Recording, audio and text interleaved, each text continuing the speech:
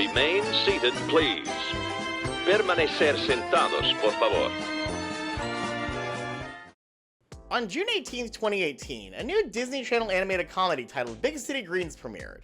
Created by the Houghton brothers, Chris and Shane, the show, originally titled Country Club, centers around the titular Green family.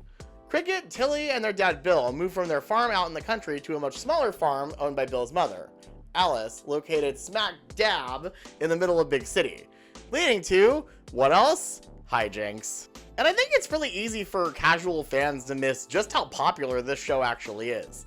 It's consistently been one of the most watched shows on Disney Plus since the service launched in 2019, and it's practically the only cartoon they air on Disney Channel these days besides Miraculous Ladybug. But Disney being Disney, there's still no merch for it, and there's zero representation of it at the parks. And that's a shame because it deserves it. It's a really fun show with likable characters. And if you want to give Living with the Land an IP overlay, all you gotta do is put the Green family in there.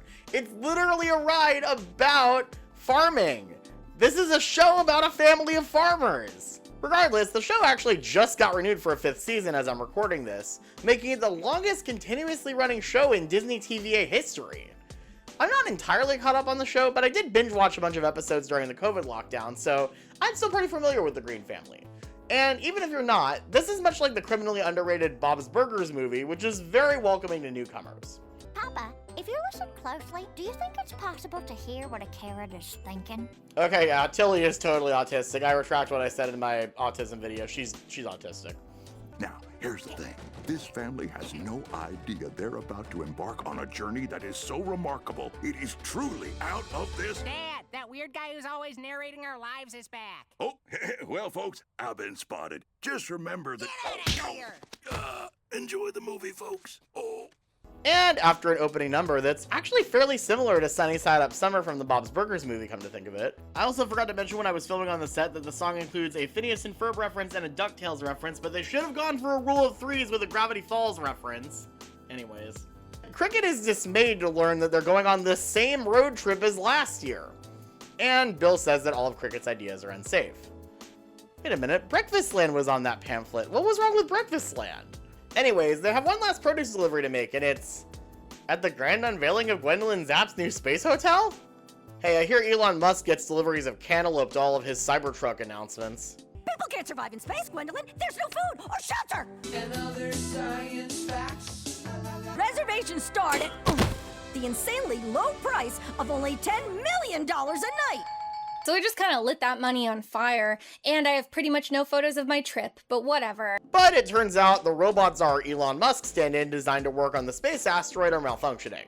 So instead of just fixing the problem, Zapp proposes that the Greens go harvest the space crops. If there's one thing I'm positive of, it's that it would be much harder to teach astronauts to farm than teach farmers to astronaut.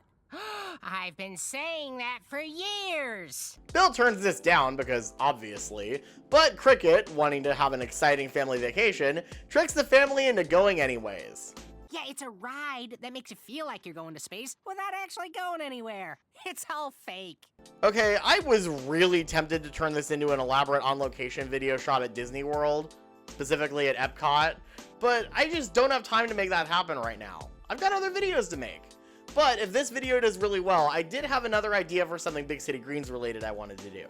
But if you want to know what that is, make sure you like this video and subscribe. That's the best way to make that happen. I'm not going to go too much into plot synopsis, but naturally the charade of it just being a ride falls apart, and Bill, Tilly, and Grandma are all pissed that Cricket tricked them. But things start to turn around when Tilly gets a new holographic video camera journal thing, and finds a slime pet that she names Cookie. Failed Experiment 83 doesn't really have a good ring to it. Instead, I'm gonna call you Cookie, because being around you is a treat. Oh, kids love cookies. Grandma gets a rocket leg after hers disintegrates during the launch, and so the two of them are on board now. Cricket wants to get his dad on board with the space vacation, and tricks the no-nonsense commander, played by Renee Elise from Hamilton, holy into a cryopod with the help of Grandma. And things start to go well until a chain of events threatens not only the lives of our space adventuring family, but also the entirety of Big City. Back on Earth, the kid's mom, Nancy, tries to get to the bottom of what's going on and help her family out in whatever way she can. Gloria is super desperate to hang out with her and help her because Nancy Green is just, you know, literally the coolest. And they end up facing off against Gwendolyn Zapp and her really petty plot for revenge, which I'm not going to spoil it here, but it's absurdly dumb, petty, and freaking hilarious. Gwendolyn Zapp is definitely the least evil out of the Disney TVA movie antagonists we've had, but she's not really the reason we're here. The Greens are just so much fun to spend time with in any context, but the heart and soul of this whole movie is the relationship between Cricket and Bill. Cricket is this adventurous, thrill-seeking, ADHD firework of a kid, and that clashes directly with Bill's much more cautious and careful way of going about things.